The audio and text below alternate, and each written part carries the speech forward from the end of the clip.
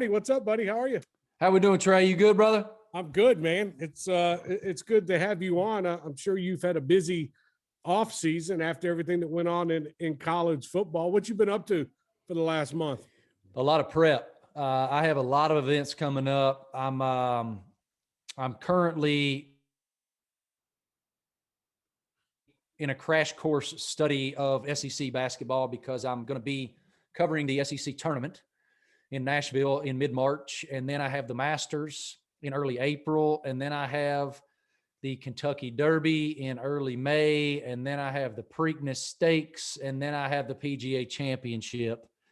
So I got a lot of stuff coming up. So that's what I've been doing, man. It's a lot of prep. I have an interview coming up with Dustin Johnson in early March that I've been doing a lot of prep for.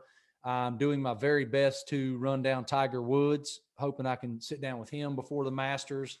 That's TBD at this moment, but I'm hopeful. And so it's been a lot of prep for me since college football ended. And of course, we still have Marty McGee as well. Oh yeah, every Saturday morning. Who can miss Marty McGee? No, Yeah. no doubt. Hey, what did you, talking about this college football season, what did you take away from it? From where we were in June to not thinking these kids would show up on campus, the fact that we got through the season, it was crazy at times, but we got through it. How do you recap the 2020 football season? It took tremendous diligence and vigilance from the players and from the staffs and the administrations to put the protocols in place. And it's one thing to put protocols in place. It's a whole other thing to get 18 to 21-year-olds to adhere to them.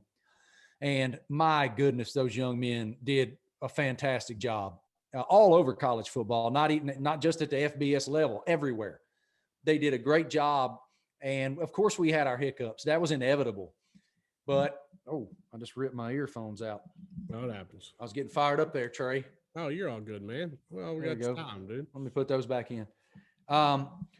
I could not possibly be more impressed with the fact that we started a season, and I was saying it, I hosted SEC Nation at the national championship with Tim Tebow, Roman Harper, and Jordan Rogers. And I was saying to those guys on the set, I knew we'd start the season. I didn't know if we'd get there. And the fact that we did, I felt like was just fantastic. And I go back to where I started the season, and I think that Greg Sankey saved college football. His measured, meticulous approach that was not beholden to what anyone else said needed to happen was why there was a season, because I felt like everybody else was following his lead. I think the fact that he said, okay, we're going to have a season. We're going to start September 26th. And then when he says that, then, okay, you have John Swofford in the ACC saying we're in. You have Bob Bowlesby in the Big 12 saying we're in. And then ultimately, due to the pressure that came with all of that, the Big Ten and Kevin Warren said, okay, we did say we ain't going to play, but now we're going to play. And one of his teams made the national title game as a result. So a season that will, I pray, never be duplicated. I mean, it more or less, we'll see what spring football looks like. I know we have FCS going on right now. Mm-hmm. Spring football's already started up, and Florida's already practicing right now. So we'll see how that plays out, I think, over the next couple months. But leading it was a weird season to cover too, Trey, right. Because I'm somebody who I really enjoy the human element of the blessing that is this job. I love walking across a field and shaking Jimbo Fisher's hand, or I love, giving hugs to Shane Beamer, who I grew up with, and all that. And when you can't do it, and when you're interviewing Lane Kiffin before his first game as Ole Miss head coach, and he's 10 feet away from you wearing a mask, it was just a very different experience. It was less personal, I guess, would be the way to say it. But I think it was amazing that we got to do it at all. I feel very blessed that I was somebody who actually got to go to stadiums and be immersed in the games that way. So it's something I'll remember forever, and probably being one of my books someday. You think the SEC did things the right? Look, we're in the South. You think SEC did things the right way by the leading of Greg Sankey, and even having to postpone games, and then make up for them. If when the SEC looks back on this, do they have a way that they can go forward with certain things they take away from this pandemic? Well, again, I don't know that I could possibly speak more highly of the way that I believe Greg Sankey led that conference. Yeah. He said to me probably in April or May, something like that, when with basketball's been canceled, everybody's reeling from that. And all of us kind of started looking ahead going, okay, let's see, we got May, June, July, August. Are we going to be in a position in 4 or 5 months where football is plausible? And McGee and I had him on the show, and he was so direct that he had a friend, and I wish I could remember who that person was. But what that person told him is, time is your friend. Don't let someone else's timeline dictate yours. You dictate your own timeline. And he took that to heart, and that's what he did. He pushed it as far as you could go, almost to October, to start the season. And yes, again, there was that one week that was a real bear. Yep. And that week was when I was at the Masters. That was the Tennessee, Texas A&M week, right? Yeah. Because I was supposed to be on the sideline for that game. Right. That game, like several games were impacted that weekend. But look, considering what the country was going through, I don't know that the SEC football season could have been more successful. When we look at and here in Knoxville, you look back at the 2020 season with everything going in them, you praise the kids for what they did. Absolutely. You look at the coaching staff, and you know what? They're going through it too in different ways. It's hard for them. It's always something different. But when you look at a 3-7 season that Tennessee put up, besides the quarterback situation, was there something else that stood out to you on why maybe they went down that road? Well, I can remember saying the first 2 weeks of the season that Tennessee was back. Yeah. Because they looked like they were playing with a lot of passion. They looked like they had some building blocks that were going to take them to the place that Tennessee fans expect. Not only didn't that happen, it wasn't close to happening when we got to the end of the line. And of course, it cost all those guys. Well, maybe that didn't cost all those guys their jobs, but those guys aren't there anymore. And so I don't know. I'm not inside that locker room every single day. I don't see the inner workings of what's going on chemistry wise, what's going on politically, what's going on, all of the things that weigh into people's emotions. All right. And what plays into people's performances. So I can't give you a definitive answer on the why, but when you're looking at a situation where ultimately they completely clean house, and I mean, we're starting over. Yeah. That's a dynamic thing in the SEC that it's pretty rare in that conference for it to be. How many coaches was it, Trey? 10 total? 9 total? It was 10 people total that got fired on that Monday. And then for so long after that, it was the rest of the staff. Right. There might be some football ops guys there, but that's about it. That's an overhaul, brother. And look, by note, here's the thing about Tennessee. All right. The facilities that they have in Knoxville, Tennessee are elite. The expectation among the fan base is optimum.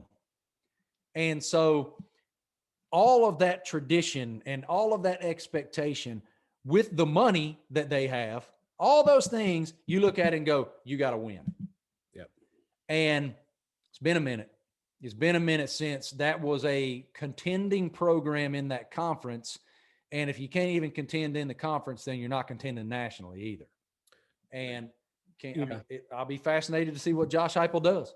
Well, and I want to take a step back before we get to Heupel real quick. The Jeremy Pruitt era at Tennessee, your co-host, Ryan McGee, mentioned that CEO part where you come in and you try to shake things up at first. And then it maybe doesn't go the right way. And then you're already starting off on the wrong foot. How would you the family, the South, how would you wrap up Jeremy Pruitt at Tennessee and maybe what he did wrong along the way. Well, I don't disagree with McGee on that, when you're the tip of the spear, it's a very different experience than it is when you're the DC. The guy's a great defensive coordinator. But when you become the CEO of the program, all of a sudden you're the guy that you might be in the middle of looking at what offense Texas A&M runs, but Rick Barnes calls and says, "Hey, I got the number one recruit in the state on campus today. I got to bring him by and say hi." You got to stop what you're doing. Nick Saban does it every day. Dabo Swinney does it every day. That's what they do. Ryan Day does it every day. And so those things are paramount. And then when it comes to all of the events you got to go to, you might be right in the middle of the game plan. Guys, I got to hop. There's this event I got to go to over here. Y'all stay at it. You have to delegate. You got to trust your coordinators and your position coaches to have everybody prepared. And you have to oversee.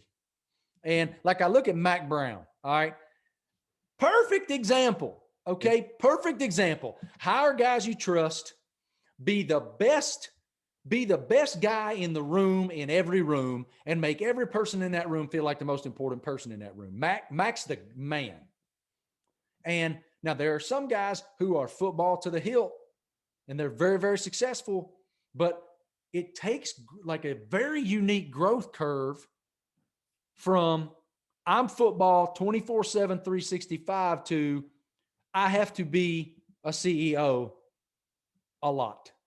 Yeah. And that's not easy for Jeremy Pruitt's a damn football guy. That's who he is. That's what he is. That's what he wants to be. And so all that came with it was difficult. Phillip Fulmer in Tennessee. Phillip Fulmer is named athletic director during that craziness that goes back right before Jeremy Pruitt was hired. Yep. Phillip Fulmer was no longer the athletic director on the Monday that they announced that Jeremy Pruitt was going to be gone as well. Very odd. Along with the rest of the staff. First off, how would you talk about the end of this era confusing with Phillip Fulmer on that Monday? Confusing. I mean, just like it's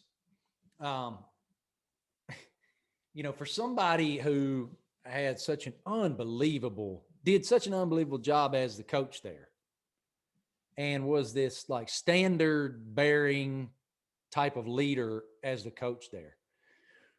The athletic director side, Rick Barnes is doing a good job on the basketball side, right? But like the football's everything there. And it just didn't work. It never worked. Butch had a decent little run for a time. And then there was the entire dumpster inferno that came, and then what happened here with Jeremy. And so for him to just all of a sudden, he's gone. I mean, I was kind of, when a dog's confused and he kind of cocks his head sideways, that's kind of where I was. Yeah. And you wonder who they going to bring in? So they bring in Danny White from down at UCF.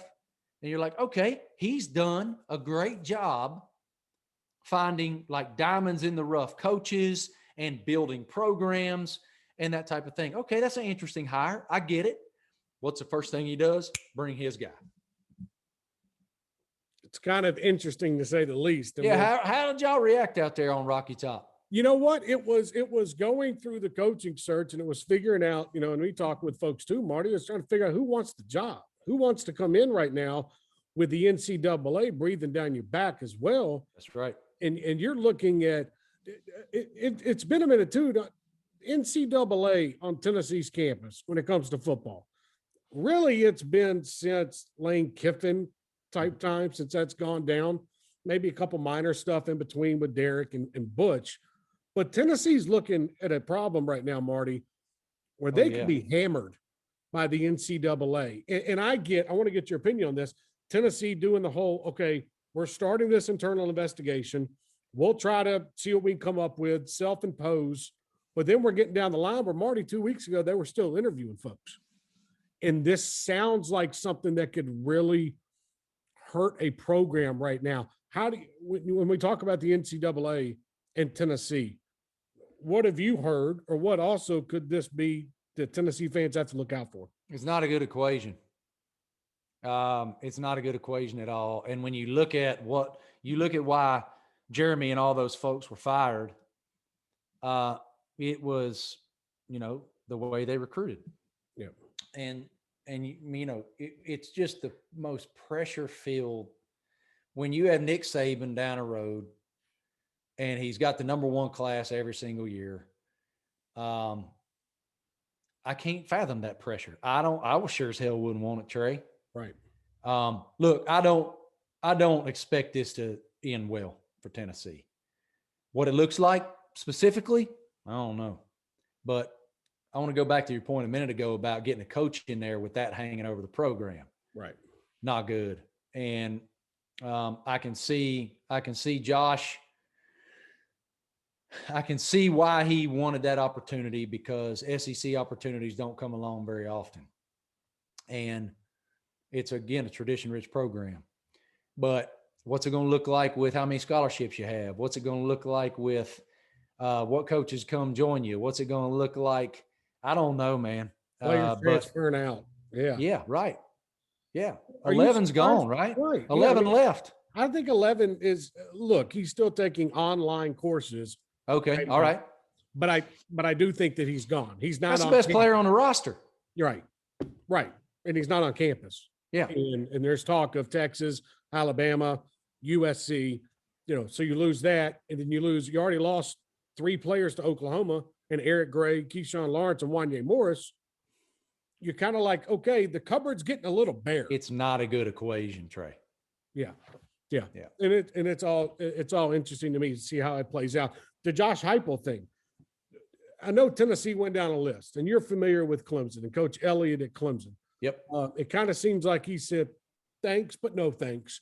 And then they kind of moved along down the road, and that's where Danny White picks up the phone to Josh Heupel.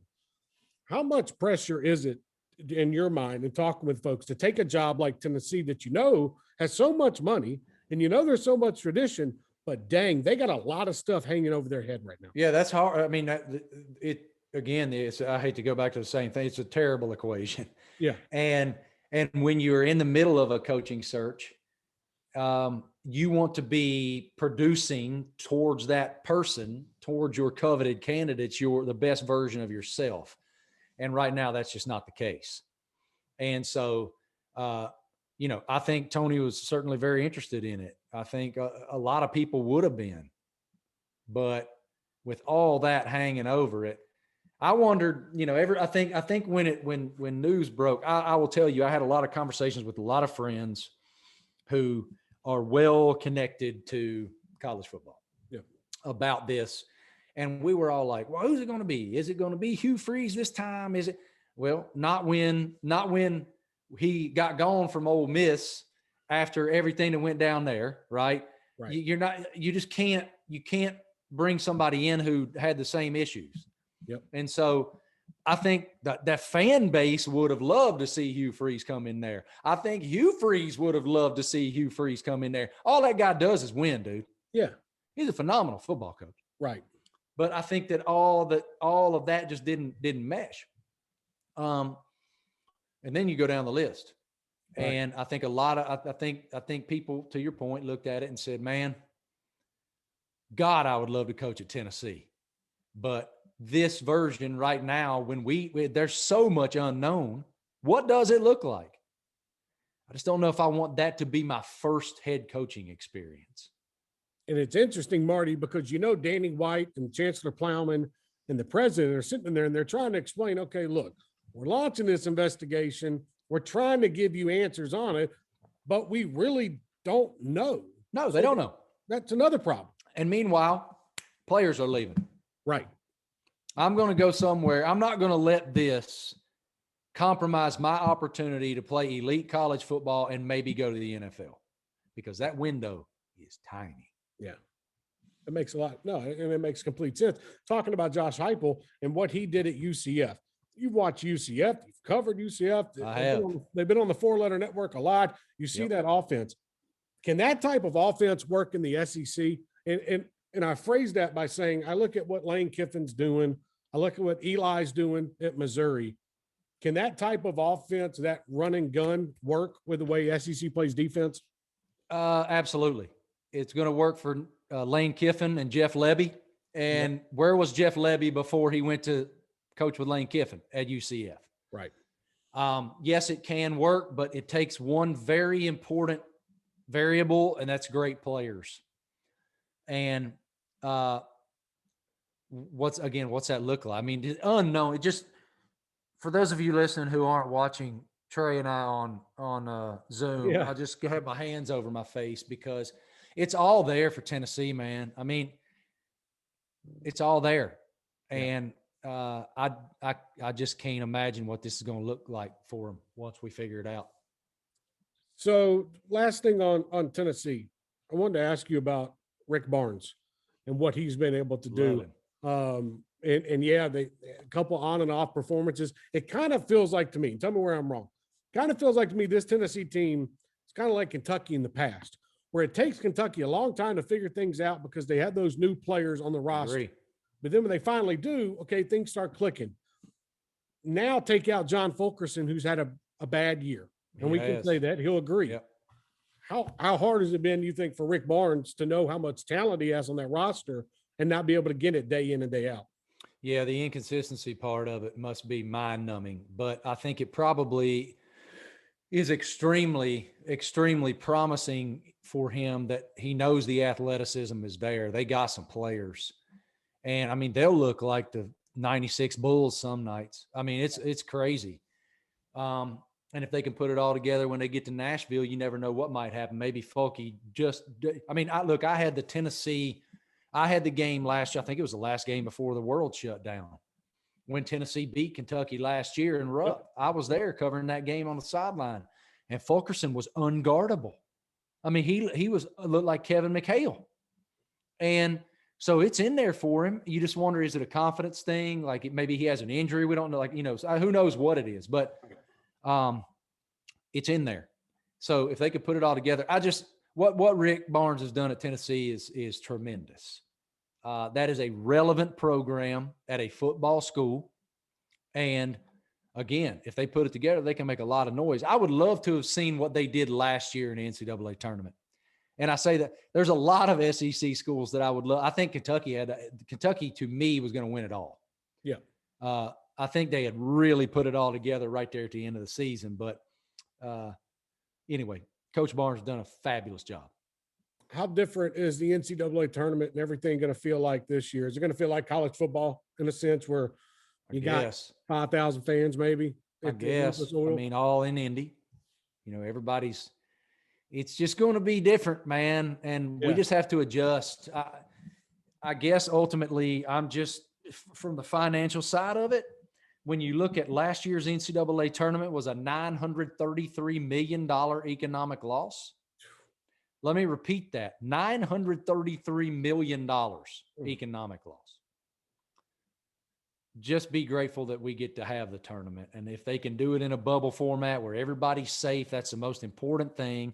I remember getting destroyed by some people back in the springtime last year after COVID had shut the world down and we really did start to get into the summer. And I'm like, look, the most paramount thing is those young men, their health. But if it can be done safely, we need to play college football because the emotional and mental aspect of it is so vital. And it's the same thing in hoops. I just hope that I hope those young men and women have the opportunity to play for a championship because they deserve to. Couldn't agree more. Hey, 2 more questions. I appreciate you joining. Daytona started off last weekend. We had that darn road course yesterday, and I'm telling you, that thing drives me crazy. I can't imagine the guys riding in it. Starting off a new season. What are your expectations? What are you looking forward to? It's a new dawn, man. The sport feels a lot different to me. Yeah. There's, when I came in all those years ago, when I came in, it was Dale Earnhardt, Rusty Wallace, and those guys. But you look at the last 15 years of the sport, it's Jeff Gordon, Tony Stewart, Kevin Harvick, Jimmy Johnson, Jeff Gordon. Those guys are household names. They are the catalyst that pushes the sport. So now all those names are gone, except for Harvick. Kevin's still there. Yeah. So can this kind of new wave with, of course, Harvick's still there, Denny Hamlin, Kyle and Kurt Busch, all that, everything that Bubba's doing with Michael Jordan and Denny. What kind of juice does that ultimately give the sport?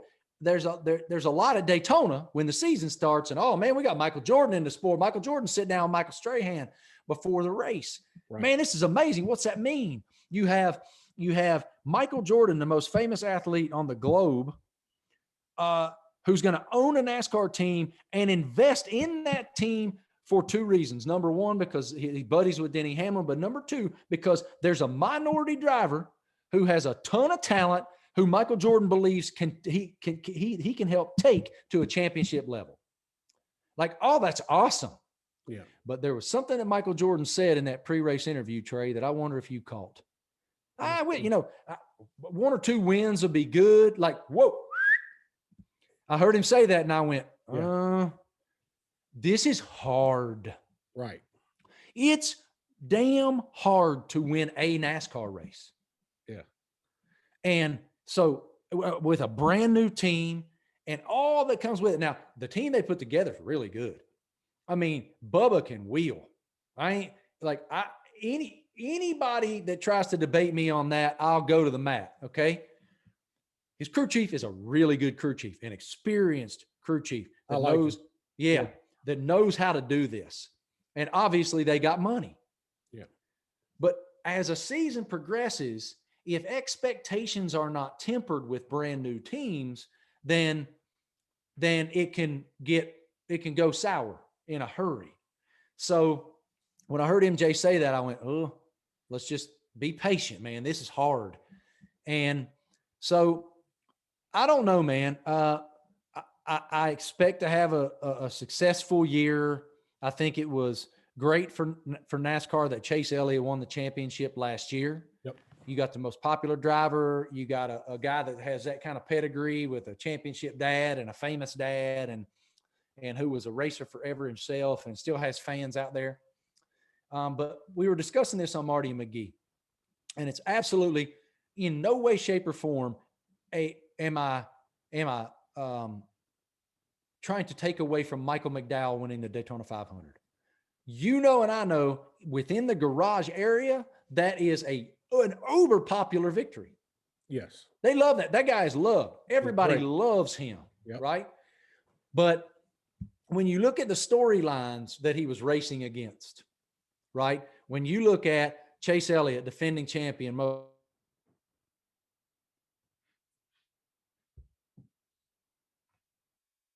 popular driver, is in the mix to win the Daytona, in the mix to win the race. When you have Denny Hamlin going for history in the 11 car of winning 3 consecutive Daytona 500s, when you have all of these unbelievable storylines that are unfolding, and that car wins the Daytona 500, it's not on the cover of, this magazine or that.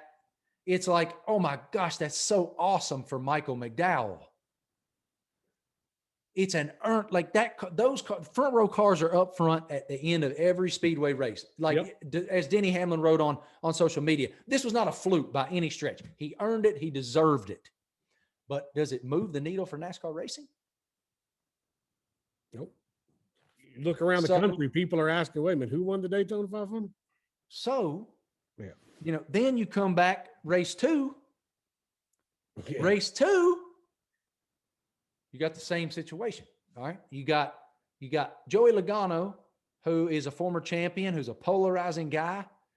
And here comes Christopher Bell. Yeah. Christopher Bell wins the road course at Daytona. And so you go, oh, that's awesome for Christopher Bell. That's great for Joe Gibbs Racing. They have this amazing weekend at Daytona where Ty Gibbs wins his first start. That's awesome storyline.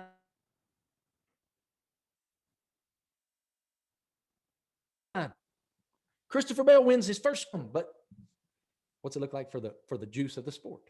So, you know, that's, I don't know, that's where my mind is on it all. But I feel you. I'm kind of there with you. No, I agree. It's two different narratives. And no, why not? Hey, last question on the way out. What are you listening to nowadays? What's going on? You know, I'm waiting for the new Stapleton, a little Need to Breathe to come out as well. Yeah, man, I'm real deep into, you know, Eric's record comes out in early April. I can't wait for everybody to hear that. I know you already heard it, so that's cool. I very much do enjoy Chris's new work. I just had the opportunity to spend a couple days in Nashville with Kip Moore. If you guys have not heard his album, Wild World, it's fabulous. Make sure you get on that. So I'm really, really, really, really studying 90s country more. It's my favorite era. Yeah. I love it the most. And the reason that I'm studying it more is because I have a new podcast called The Road You Leave Behind. And it's very country. It's a country music podcast. And I just, right before I came on with you, I was on with Clay Walker. He's this week's guest. Yeah. And so I've been really diving deeper into that, like who wrote what the impact of this song was, or that song, and the stories that those guys, those men and women have lived. And so I've been really consuming a lot of 90s lately too. Okay. Ain't nothing like a little Neon Moon. So Kix Brooks was my second guest on that podcast. And it was just so cool to get there and to sit there and listen to him. It's when something's the soundtrack of your youth and it molds you and shapes you so much, it's just such a blessing to get to sit there and ask those folks about that time. And it's just like, I'm giddy about it. I can't help it. Like, you can't wipe the smile off my face. That's why I asked the question, because I knew you're throwing it out there. Hey, What else you got going on, bud? Well, we're hustling. Like I say, I mean, I'm getting ready to head down to Myrtle and do some interviews for the Masters. And then we have the SEC tournament coming up, and it's just gas on from there. Yeah. Lots of golf coming up, lots of hoops coming up, lots of horse racing coming up. And so I'm really looking forward to all that, man. And then, I mean, we're into the summer and it's SEC media days, and then we're playing football again. Here we go. We're back already. That's right. I'm telling you. Marty Smith. Hey, by the way, everybody go buy his book as well. It is absolutely fantastic. I love it. So I appreciate that, brother. Marty, thanks so much for coming on, man. Look forward to seeing you in Nashville and maybe in the NASCAR race this year. Cheers, brother. Appreciate you having me. Thanks, buddy. Have a great day. Take care. All right.